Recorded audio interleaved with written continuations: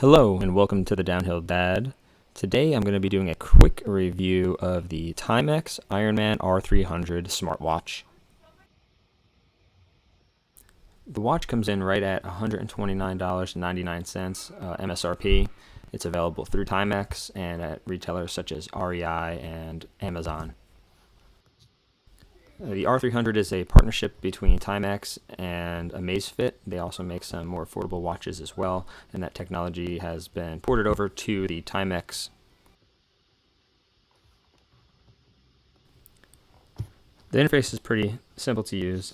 It's got 3 buttons on the right hand side and a back button on the left.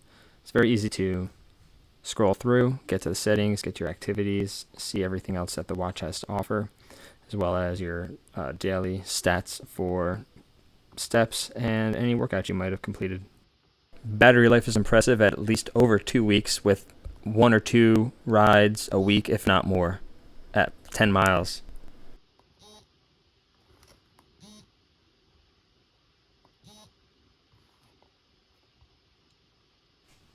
Stopwatch is pretty standard for Timex. You have the ability to have up to 99 laps saved off of the stopwatch. It's a great function to have. A lot of watches make it very difficult to get to, but you just click on that middle right button and it brings you to the stopwatch and timer.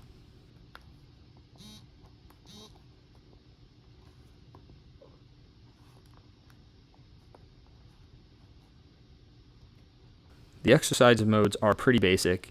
You have running, walking, cycling, indoor biking, as well as a non-GPS all other setting, which you can pretty much use to track any workout and then manually tag it afterwards. It does auto upload to Strava and a couple other apps if you were interested in using that feature, which makes it great to sync with your friends on the social aspect of that. The touchscreen isn't bad, but I prefer to use the watch strictly in the button mode. It just leaves the error of accidentally doing something that you don't want out of the equation.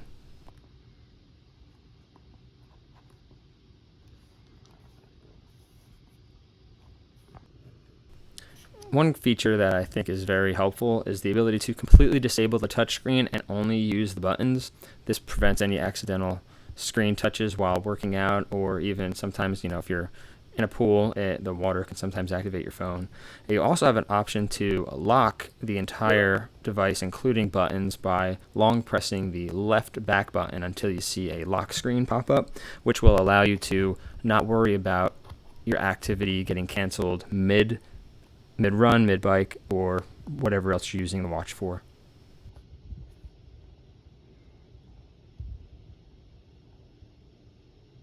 That pretty much sums up the watch itself. I'm going to go ahead and do a screen share here in a second of the app loading up to the first time it syncs and that time all in live, and then I'm going to kind of go through a quick overview of the user interface of the app.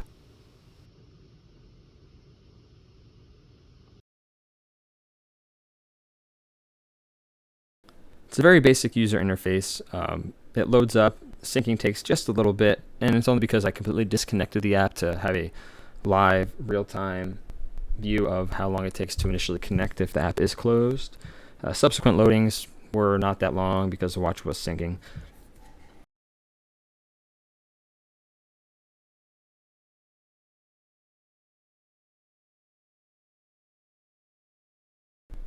For me, the app does what I needed to do, and that's get the data from my watch to the device and over to Strava, where I sync everything regardless of the watch I'm using at this time. It is the Timex R300. Sometimes I do use my Garmin Instinct Solar. The app did a pretty good job of tracking the entire ride. I did about a 6-mile ride per the screen here. Had a couple overlaps like right here, which is not really too concerning. The trail is pretty tight, so I definitely can see the GPS lagging. It did lag by about 10 seconds about when I slowed down between the speed I was going at to the speed that I had slowed down to, which is fine. Hopefully it's something I can address in the future, but overall, I can't beat the price of that watch.